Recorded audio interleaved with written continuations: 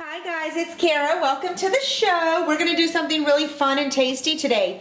It is called chocolate pecan pie, and it is to die for. It really is tasty. And you can turn it into two different flavors by just changing one ingredient. So let's get started. Of course, we have our bag holder. We make everything in the bag holder. We have sugar. And I actually have a bag here because this is almost gone. So when this is gone, I'm going to pour this in here using the bag holder. I've got coconut. Now, the coconut is the one ingredient that you can change out. If you don't like coconut, use caramel. And if you like caramel, I'm going to show you how to add that just to change the flavor, but it's not going to have a strong flavor.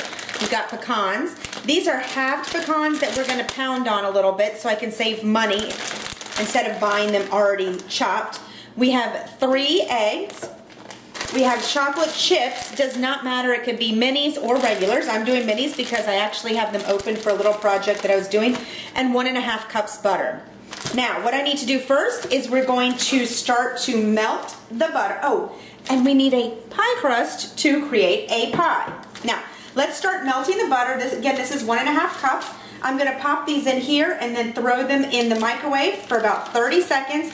Now, if you're using the bag holder with me, if you're doing anything over 30 seconds, you really want to add water to the holder, then add the bag so the bag doesn't melt. Since we don't make the bags, you just never know what you're going to get. But 20 to 30 seconds for the butter is no problem. Butter, so we just finished melting it. And now we're going to start to add the ingredients. I'm going to start with 3/4 cups chocolate chips. And again, it does not matter. But I'm using minis just for convenience because I already have the bag open. You're going to do 3/4 cups of the minis, or any chocolate chips, sorry about that. We're going to do 3/4 cups of coconut flakes. However, this is where you can tweak it. If you don't like coconut, you're going to use 3/4 cups of caramel. These are the little bits, they're already unwrapped, which makes it very nice.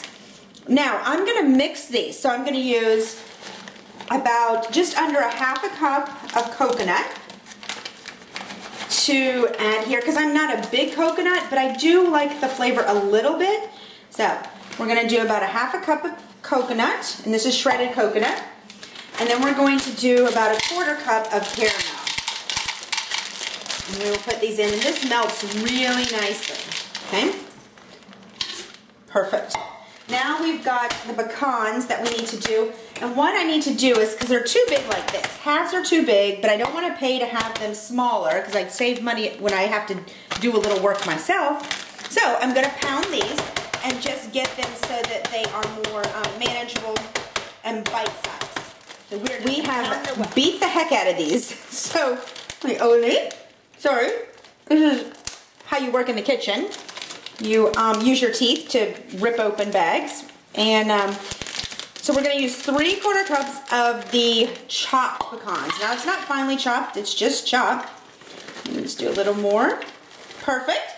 Pour it right into the holder. We're ready to go. As you can see, I'm working on my little mat. I tell you guys, it's holiday season. These are going to go like crazy after the day after Thanksgiving and day after Christmas, so buy them up. You can get these for like 50 cents, and they're just a nice workstation to cut on and work on in case you're making a mess. Now, what I have next is I need 1.5 cups of sugar. So, let's pour this right in here. Very easy using bags. Do you see how this is? And even when it's full, if it's full, then all I have to do is scoop my spoon in there, but when it's not full and almost empty like this, all I have to do is pour it. And the beauty is, I'm going to use this bag to refill that. And I need a little more sugar. In fact, this is probably going to be a perfect 1.5 cups right here. Excellent. Got to the very last bit, no waste. Pour that right in. And the last thing we have to do is our 3 eggs. So we're going to crack our eggs. And again, this is a perfect way because instead of getting egg goo and worrying about contaminating my counters, I can crack it right in the holder, and I can plop the egg right next to it without making a mess or worrying about my kids and how clean my counters are. Now, guess what? We are ready to mix. Pull this right from the holder. See how easy you get rid of that? Just put it. We're going to seal it. Take out the air because you know using bags, when you take out the air, it's easier to mix and it's ready to go. It's this simple. Now I just need to make sure that I blend it well, which is really easy. Now normally you would go grab a mixer, get your spoon.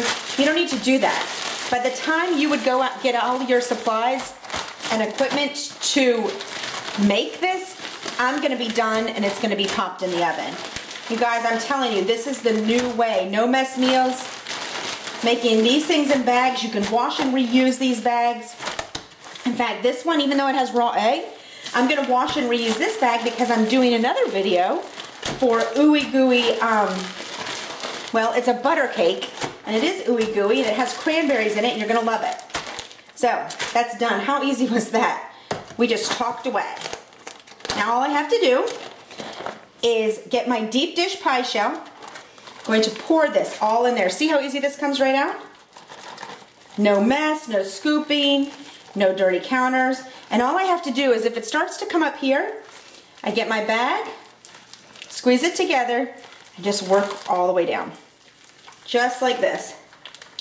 Perfect. Oh my Lord, if this does not look delicious. Now, here's what we're gonna do. Oh, I might have to lick that, it looks too good.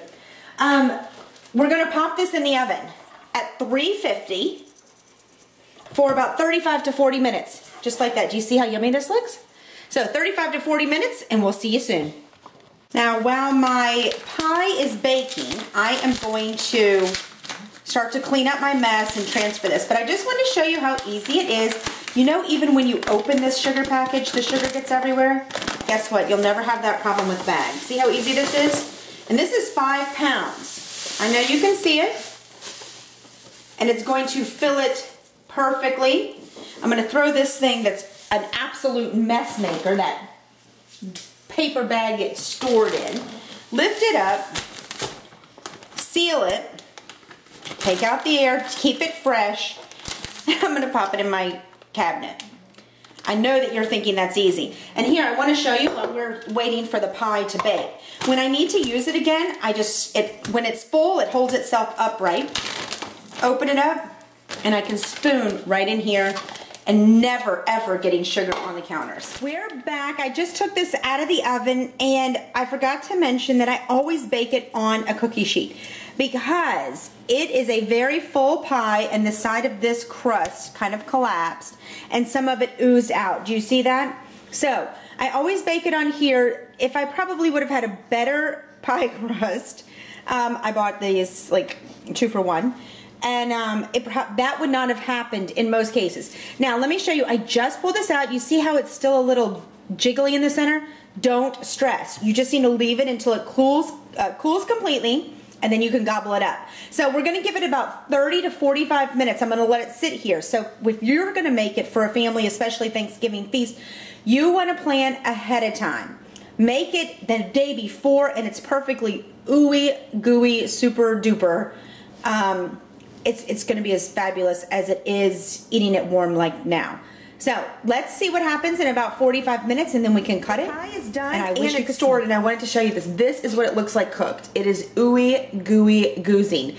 Now, one suggestion, when you're done cooking it, go ahead and freeze it or fridge it. You can do that, make it ahead, and you can see how we store it. I put it in a bag. It does not mess up the pie at all. Of course, I use gallon bags.